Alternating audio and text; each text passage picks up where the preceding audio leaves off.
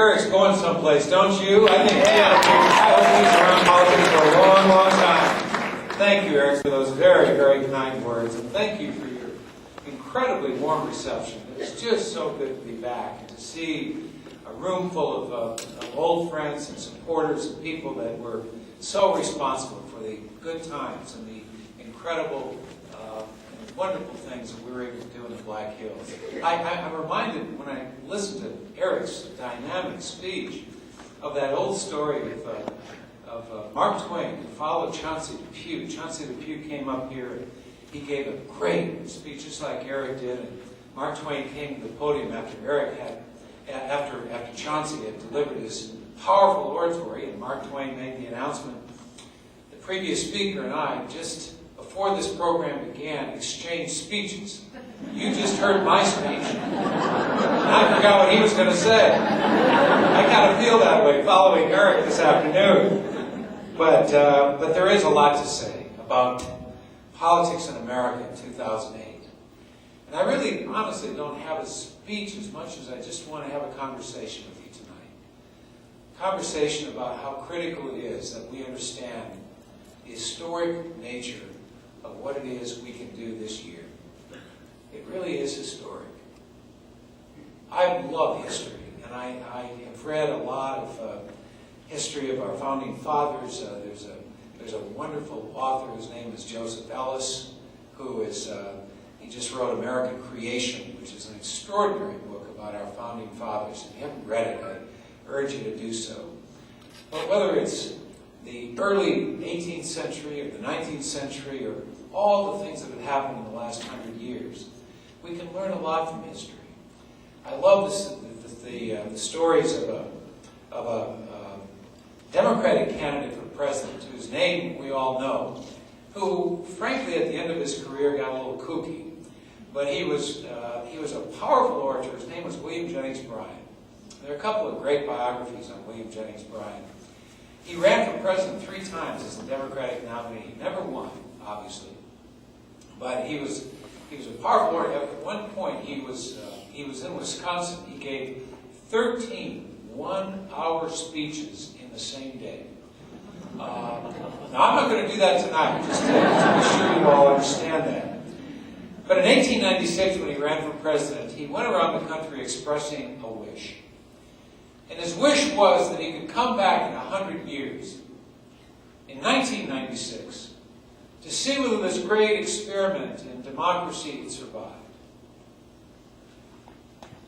Well, to come back in 1996, we would have asked the man on the street, did we survive?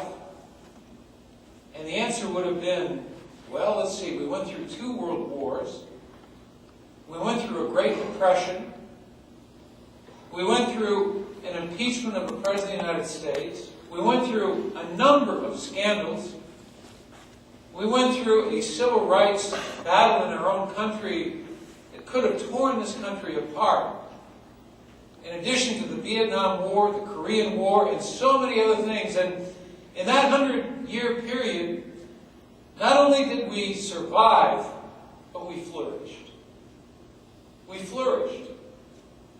We flourished in part because of the resiliency of the American people. That's granted. We flourished in part because the Founding Fathers saw among themselves this vision for what this country can be. So much so that de Tocqueville once said, America is great because the people are good. And our Founding Fathers saw the goodness of the people. But you know why we flourished in that 100 years beyond resiliency and goodness? We flourished because at those special moments, those moments when we needed leadership the most, we had it. We had a Teddy Roosevelt who said, we're going to break up these big corporations and we're going to restore power to the people. We had a Woodrow Wilson who understood how important it was that we created a new banking system in this country and that we create a League of Nations where all countries can come together. We saw a Franklin Roosevelt who had the depths of despair and the extraordinary depths of economic depravity in this country, found a way to bring us all together. And not only that, but to believe in ourselves. That's right. To believe in ourselves. To know that all we had to fear was fear itself. And to believe that we could overcome all this adversity and our best days were still ahead. How badly America yearns for that kind of leadership now. That's right. Yeah. How badly we need to believe in ourselves. How badly we need to put this country back on the right track so that we can clearly say to the rest of the world and to the Dakotas who are looking now, we are still good Americans who want to do the right thing.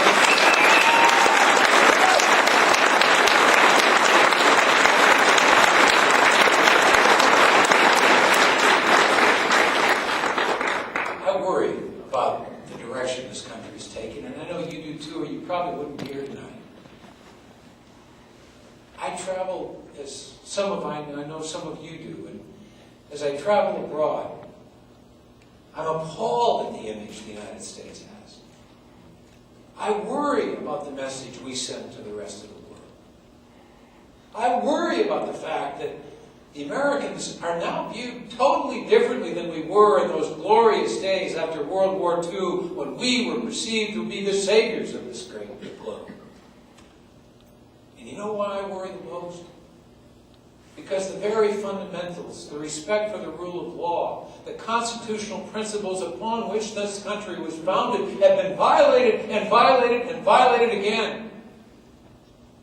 This country ought never to support torture. I don't care what the circumstances. We have to say it to the world. It's not going to happen.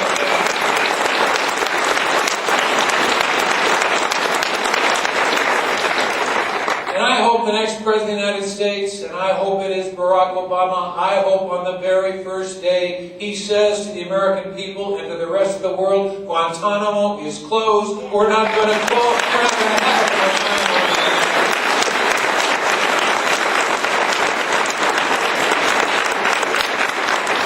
And we're not going to motivate people out of fear.